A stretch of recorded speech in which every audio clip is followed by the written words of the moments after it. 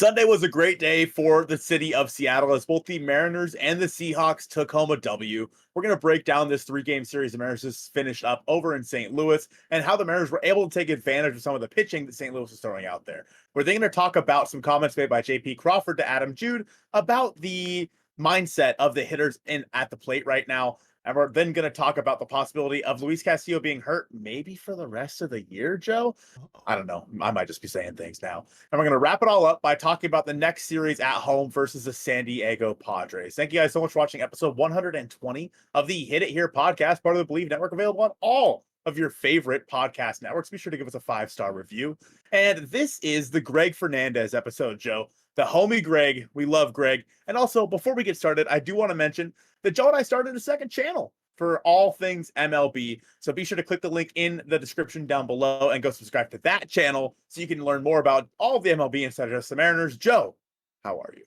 I'm feeling great. Excited to eventually get the ball fully rolling on MLB Mojo. Really creative name. I don't know where we thought of it. It was something, it kind of came to us in a dream, yeah. I'd say. It's just, it just made sense, right? And Colton, you mentioned taking advantage of really unfortunate pitching by the St. Louis Cardinals. That also makes sense, okay? Things that make sense. MLB Mojo and taking advantage of poor pitching from the St. Louis Cardinals. The Mariners won a series. I mean, the road trip wasn't looking great. They salvaged it, I'd say, in the last 5 games of it, to an extent. With the direction that the first 5 games went, you went 1-4. And then you go 4-1. No, that's not true. 2-3. Doesn't matter. They finished the road trip, what, 5-5? 6-4? You've thrown so many numbers at me, sure. 5-5. I think they finished at 5-5. We said that they needed to go 6-4. We said that they needed to go 7-3. The odds of playoffs are thin. They have gotten some help with the Twins getting swept by the Royals. So looking at the playoff odds right now, I think it has the Mariners like 6%, which is not great. But you're telling us that there's a chance, okay? And you might be able to find even better betting line odds than 6% with BetOnline. Thank you to BetOnline for being a sponsor for the Hit It Here podcast. BetOnline is the world's most trusted betting platform and your #1 source for everything football, and the final part of the MLB season as well.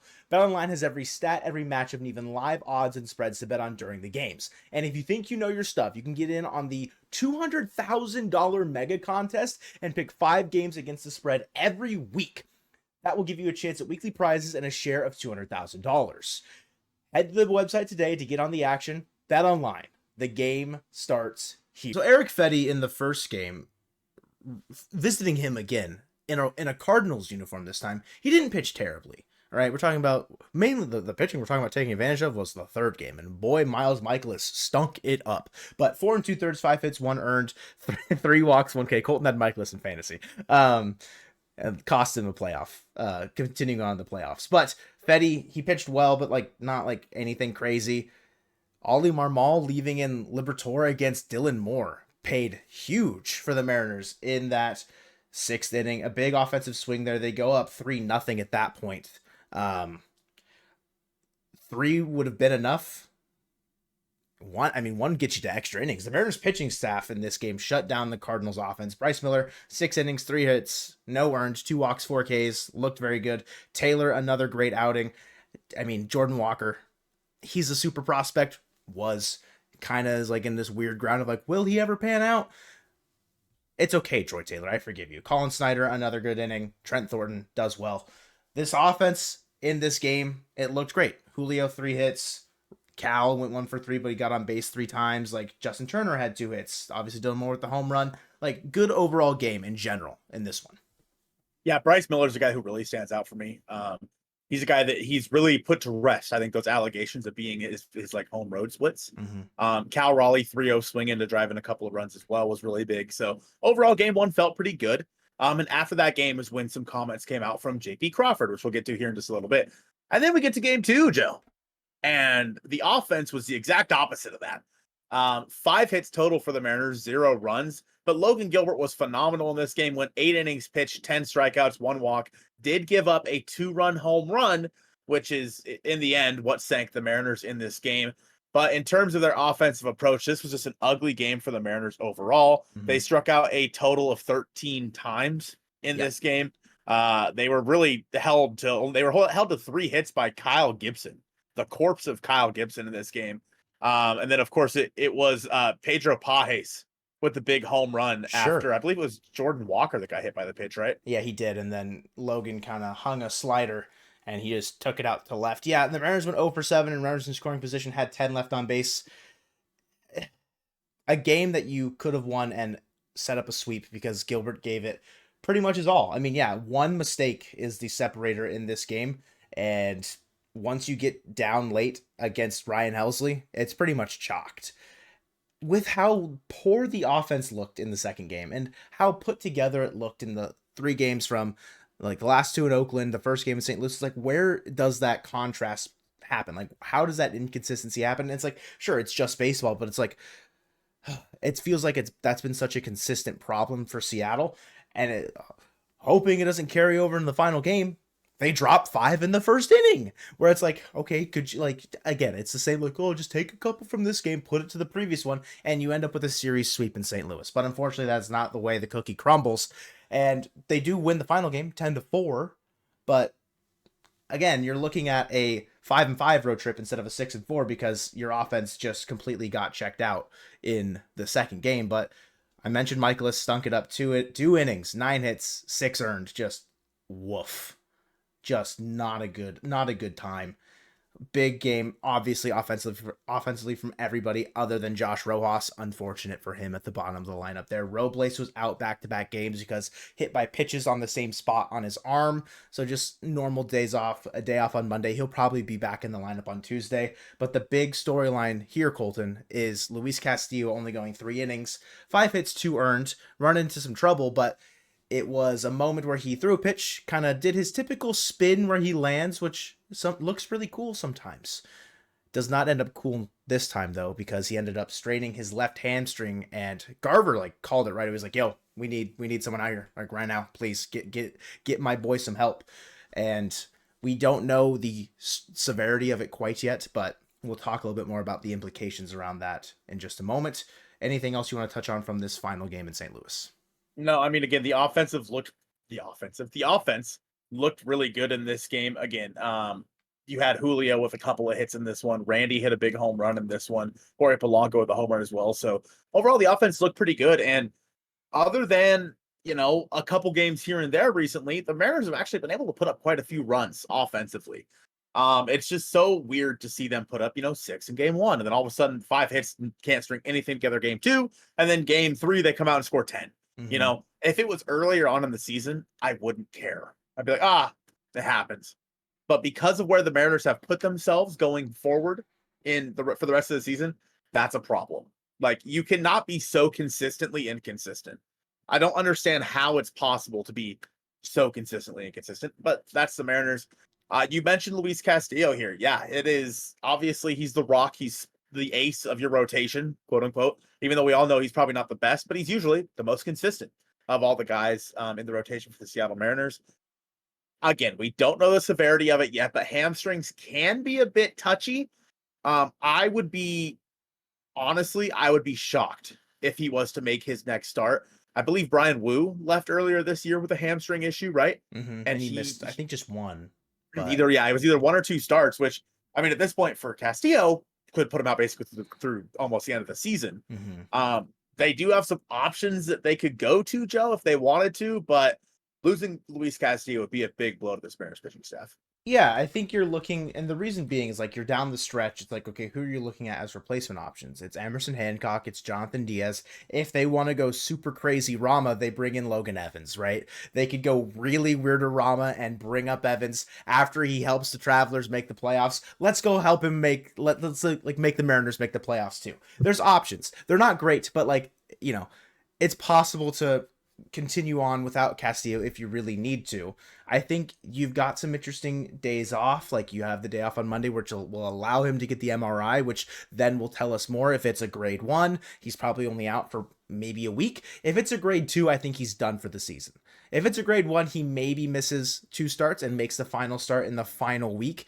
If it's if they're like a game out, I think they're probably going to turn to Luis Castillo in that moment. Be like, yeah. And he's probably going to be in that same vein, like, I want the ball. Like, let me go help this team try and push into the playoffs. But like I said, a day off on Monday. You've got a series then against the Rangers in Seattle. A day off on Monday again before the Yankees come to town. So it's like, there are some weird days off to maybe the rotation shifts around. However it works, we're not really sure yet, and we'll know tomorrow, probably after you guys hear this, what the update will be. I think I'm with you in the sense that, like, I'm not optimistic that he will pitch again in 2024. And if that's the bookend on Castillo's year, a good year, not a bad one, not a great one, but a good year. Like, pitched well enough to, still maintain some sort of level of, like, yeah, he's a guy that's going to go out there and give you a quality start 9 times out of 10. And it's just a situation that's like, okay, now you have to go turn to I'd say it has to be Emerson Hancock. You're not going to trust Jonathan Diaz down the stretch. And I think stepping a bit further is like, okay, do they want to go like really out there and have Logan Evans be that guy? Like, I'm not certain they're really wanting to do that with his development, but I don't like, you have to be leading Hancock. I don't think there's another option. Yeah, I mean, at this point, Castillo is set to make his next start would be the 14th Saturday if they stayed in line. He would be set to make about 3 more starts this season.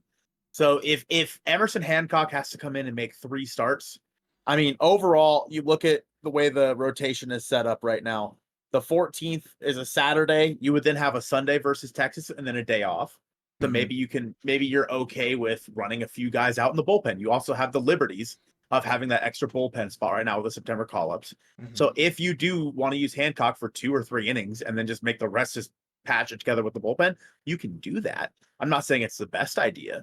Like maybe you do decide to bring up Hancock, but then also get another long guy in the pen. Like maybe you bring up Logan Evans as a long guy out of the pen. You probably just would piggyback him with Jonathan Diaz, I would assume. Yeah. But yeah, I mean, so Castillo's next starts would be Texas, and then Houston. Pretty pivotal moments. Like, Texas isn't like super pivotal in terms of like what it means for the standings, but like you need to win those games. Those are games where like Corey Seager's probably done for the year. Like, you've had Texas's number. Like, you need to go win those games. And having Castillo start, if he was healthy, is better than having Emerson Hancock start it. Yeah, absolutely. I mean, in his career for the Mariners, Joe, can you tell me what Luis Castillo's ERA with the Mariners is in his career? 3.42. Yep. Nice. 3.42. Yeah. I mean, he's made every start this year. Hasn't missed a start. He has 29 starts with a 3.6 ERA and 172 innings pitched, with a 103 ERA plus. Again, not a great ERA plus, but nonetheless, that's a very serviceable guy. Again, we know he's not the ace of this staff anymore. We all know that's Logan Gilbert. There's no doubt about that. But he's still much better than Emerson Hancock. He's probably much better than what Logan Evans can come up and give you right now.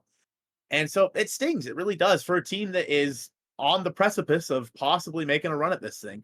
I mean, we talked about the wild card. The Mariners are only 3.5 back right now of that wild card. And the teams in front of them still have a pretty tough schedule ahead of them. We talked about the Twins a little bit before we started recording. They still have to play Baltimore and Cleveland, etc. The Mariners have a tough one too. I mean, they have Houston again. They have New York again. Those are the tough series. San Diego's no slouch. Texas isn't terrible. I mean, they're not great, but they're not terrible. And Oakland, we know, especially in the last series of them being the Oakland Athletics, they're probably going to lay it all on the line. You know what I mean? And so, I don't know. I think that the Mariners missing Luis Castillo is a bit scary. It honestly is. But I think that if there's any rotation in baseball that can handle it, it's probably the Mariners. The hard part here is that this rotation has thrown more innings than anybody already. So I don't feel comfortable being like, yeah, like let's just like have them all start on short rest for a week. Like I don't feel comfortable just going with 4 guys for a week because of how many innings these guys have had to throw. Like let's say, Logan is, 10 innings less or something like that. Then or like 20 innings less. Sure. I'm okay with that. Like I'm sure they could get it done if they have to, because especially if you get into the playoffs, you have to do that. You have to have guys willing to go on short rest. The fact of the matter is, though, I don't necessarily know if I care about short rest right now. Listen, you have 3 weeks to either make it or you're going to be sitting at home for the next 3-4 months. Like, If you decide that you need guys to go on short rest instead of throwing Emerson Hancock out there, sorry. You got to go out there and do it unless you just absolutely can't do it, unless your arm is hanging. Mm-hmm. But like Logan Gilbert on short rest probably gives you a better chance to win than Emerson Hancock on normal rest. So it all also encompasses on the fact of like, yes, the pitching can take you so far, but the offense has to hold up its end of the bargain. And they've done that ish in September. There have been some big games that maybe have inflated the team's WRC plus. But Colton, in the month of September, in 7 games, big sample size, the Mariners have the 4th best WRC plus in all of baseball. 119 as it stands. They're creeping close on the year to 100 flat. Right? wow. I know. Almost a replacement level. Almost Yeah. a replacement level lineup. Almost league average. And wow. whether or not it's the coaching change, and it probably has a lot to do with it, right? Or if it's personnel heating up, guys getting healthy, whatever. There's a lot of contributing factors, but JP had some comments that he made post-game. Jude was posting about it on Twitter, and it was just along the lines of like, whoa. You bumped your table. Yes, I did. I saw you shaking and your eyes went. He made some comments post game, and it was just kind of saying in general, like, yeah, the approach has changed a little bit. We're all going in there a bit more relaxed with a bit more of like a direct approach, and we're not trying to get inside our own heads about it and maybe go up there nervous and anxious. Like, what can we do to make the most impact in this at bat? They're just going up there, seeing the ball, hitting the ball. And in September, the team is seeing the ball and hitting the ball. And whether or not that's also a commentary on like the quality of pitching that you're facing or the quality of opponent, doesn't matter. They weren't doing it previously. That can't be used as an argument, in my opinion, because they were guys that had an ERA over 9 that were coming in and setting their career strikeout record against the Seattle Mariners. And so it's like, how much can this offense really, I guess, like flip the switch and really help out the starting pitching? I'd say they're going to need it because without Castillo, depending on how the bullpen shakes out, Santos is working on a rehab assignment in Tacoma, which is great. But if the offense is, and it's been the problem all year, ironically, they're going to be the solution down the stretch. We have been waiting all season for this offense to figure it out because we know the guys on this team are too talented to be this bad. With that being said, the team is who it is right now. It's too late in the season to be like, yeah, like these guys are going to figure it out. No, if they do, great. Like Julio's been on fire recently. Mm-hmm. Like that's fantastic. If we get a good Julio the rest of the year, like we're in a really great spot. And I know that by saying that, it sounds like there's a lot of time left. There really isn't. We have what, 18 games left. Like we are to the point now where sometimes guys get hot for a week and that might be all we need. Like in terms of like, that might be all that's left of the season. And so I don't know. I think that, like you said, there's got to be something to it with the coaching changes or whatnot, because clearly something's different. It was really hard to hear JP say that and then had the next game have them go out and get shut out by the Cardinals. The timing there was a little rough. But you know what? They came out again the next day and scored 10. So, okay, cool. As long, like if we could have just seen that, instead of getting shut out like 4 days in a row, if we could have seen, okay, got shut out yesterday, dang it, whatever, and then go out there and score 10, that's sick. But unfortunately, that hasn't been how it hasn't been how the season's gone. And so because of that, the Mariners don't really have the opportunity now to go out there and put up stinkers like they did versus the Cardinals. So with JP saying that, he's not necessarily wrong. Like you said, the numbers are there to support it. It's just like, great, cool. Like that, it almost just feels like an even bigger slap to the face. It's like you could have just done this earlier. Like, yeah, right. Like you couldn't have just like fired Jarrett DeHart earlier. Like clearly guy was stupid. It's just like, if somehow, some way Edgar Martinez is, maybe it's just the presence of having Edgar in the dugout. Like, I don't know.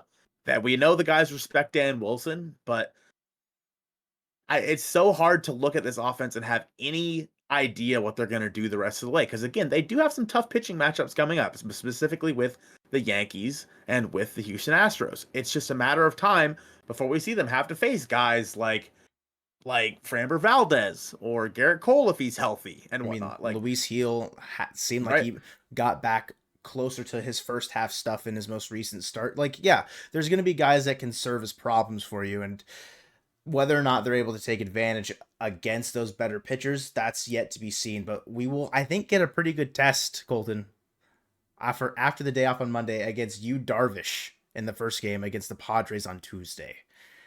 Opposite George Kirby. It's another 2-game set because that's what they do. What do they call it? The Vetter Cup. Oh my God, I know what that is now. Yeah, Yu Darvish, he hasn't made many starts this year, but a 4-3 record with a 3.51 ERA, 57 strikeouts. Yu Darvish, he's a savvy veteran at this point. He'll throw 20 different pitches at you, and you won't know which one's coming, and he can throw them all in the zone. You're playing the Padres in Seattle. They're 81-64. This team, honestly, I feel like I was writing them off earlier in the year. They caught fire. They caught really fire, did. and this is a good team. Jackson Merrill, Rookie of the Year, people are saying in the National League. People are saying that Paul Skeens is washed and Jackson Merrill's the Rookie of the Year, right? Like, this is a good team, and like it's going to be, I think, a good test because you're coming off a road trip with 3 pretty mediocre teams. I think all kind of escalating in terms of overall talent, starting with the Angels going to the Athletics, who, sure, in the second half, their offense has been crazy, and then the Cardinals have been like a weird, I mean, they're right around 500, so maybe record doesn't really tell all there, but now you're going up against the Padres. You've got George Kirby on the mound, who I think after a rough August will definitely look to solidify himself back as like, yeah, I'm still that guy. I'm not messing around in September. Colton, how are you feeling about game 1? George scares me. Yeah. Like, of all the guys on the mound, I feel the least confident right now when George Kirby is on the mound. Even Luis Castillo? Well, now that Luis is broken. But like Jackson Merrill, like you said, they just got Fernando Tatis back. Machado's been on another level recently. Like, the Padres, especially offensively, are a very scary baseball team, and they added quite a bit at the trade deadline to the back end of that bullpen as well. Mm-hmm. And I look at this 2-game series I know you've used the word trap series quite a bit. This isn't that, because like you said, they're good. The Padres are a good baseball team. Like, as long as the Mariners can take 1 from this series, I'll be pretty content. I obviously would love to sweep. Obviously, this 2-game series, that'd be sick. That'd be awesome. But I mean, as of right now, we look ahead in the standings, and the Astros, they had a tough series recently against the Diamondbacks. They lost 2 of 3, right? The Diamondbacks. They won 2 of 3 against the Diamondbacks. They lost. They got swept by the Reds. That's what it was. Okay, yeah. So after this is going to be a tough stretch for the Mariners because it's literally the Padres and then the Yankees. Whereas the Astros are going to be taking on the Athletics and then the Angels. Mm-hmm. So, and then they play the Padres and the Angels again. So, as long as the Mariners can keep pace with the Astros right now, I would as long as they can pick up a game, maybe, because I think the Astros play tomorrow, correct? No, they are also off tomorrow. Interesting. I don't know where they pick up that half game at. Maybe the following Monday, because we have that Monday 16, off as well. Yeah, you're right. They play the Padres that day. So that's where that half game will get picked up and decided there, and then things should be back to normal. The Mariners, like we've said all along, as long as they can be 3 back going into the Astros series, they have a real chance at taking this division, Joe. But we're getting ahead of ourselves. Tell me about game 2. Well, it's my favorite time of the year where MLB.com well, they don't have a TBD, but there's differing of opinions on who's starting the second game for the Padres between Fangraphs and MLB.com. It says Michael King on MLB.com. 185 strikeouts on the year, Michael King. Good year for Michael King. A strikeout machine. 12-8 record with a 3.10 ERA. Opposite Brian Wu, a great year for Brian Wu. A guy who's coming off maybe not his best start in Oakland, but a very impactful, a very important start in Oakland. The final Seattle Mariners pitcher to get a win in the Coliseum. That's huge. Carry that with him the rest of the way. If Fangraphs is right, it's Martin Perez, which old enemy Martin Perez. I didn't even know he was on the Padres. Yeah, so I don't know if that's I'd rather face Martin Perez than Michael King personally. But whoever ends up being, it's a situation where you've got two of your own starters who are good. If they're up against two other good starters, it's going to be a pretty tough matchup. But like your guys can go toe to toe with them. It's just about how the offense kind of shakes out. Overall in the season, the Padres do have a top 5 offense in all of baseball.